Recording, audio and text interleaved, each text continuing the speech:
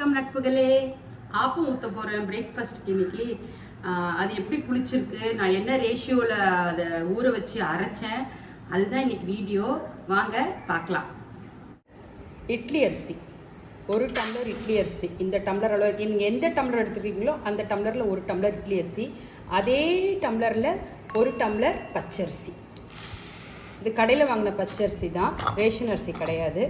அதுக்கப்புறம் 1 table spoon அளவு உளுந்து, 1 டேபிள் ஸ்பூன் அளவு உளுந்து எடுத்து வச்சேன். கீழே கொஞ்சம் சிந்திடுச்சு, இதை எடுத்து போட்டுக்கலாம். அப்புறம் ஒரு 10-15 வெந்தயம். பாருங்கள், இது ஜாஸ்தி தான்.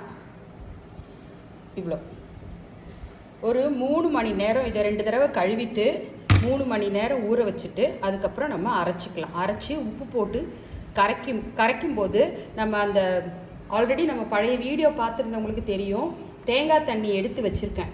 தேங்காய் உடைக்கும் போதெல்லாம் அந்த தண்ணியெல்லாம் எடுத்து ஸ்டோர் பண்ணி வச்சுருக்கேன் இல்லையா, அதெல்லாம் வந்து இதில் ஊற்றி அரைச்சிக்கலாம். அரைச்சி புளிக்க வச்சுட்டு எப்படி இருக்குன்னு நாளைக்கு காட்டுறேன்.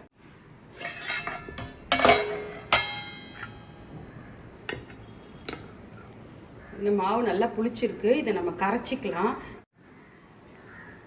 தேங்காய் உடைச்சதெல்லாம் எடுத்து வச்சுருந்தோம் இல்லையா, தேங்காய் உடைச்ச தண்ணியெல்லாம் எடுத்து வச்சுருந்தோம் இல்லையா, அதை ஊற்றி கரைச்சிக்கலாம். தேங்காய் உடைச்ச தண்ணியை சேர்த்து வச்சுருந்ததை வந்து நம்ம ஊற்றி ஆப்பம் கரைக்கிறோம். அது வந்து நல்லா ஆப்பத்துக்கு சாஃப்டாக இருக்கும்.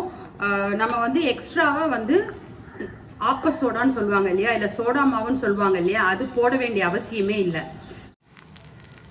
நல்லா எட்ஜஸ்லாம் நல்லா கிறிஸ்பியாக இருக்கும், சென்டரில் மட்டும் சாஃப்டாக இருக்கும்.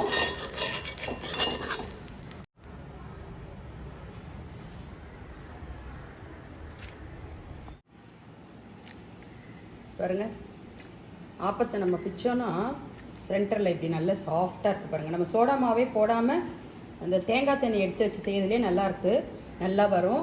இந்த பாருங்கள், இது ஒன்று ஆல்ரெடி நான் பிச்சேன், அதுவும் எப்படி இருக்குது பாருங்கள், தெரியுதுங்களா? வீடியோ பிடிச்சிருந்தா லைக் பண்ணுங்கள், சேனலை சப்ஸ்கிரைப் பண்ணுங்கள். தேங்க்யூ.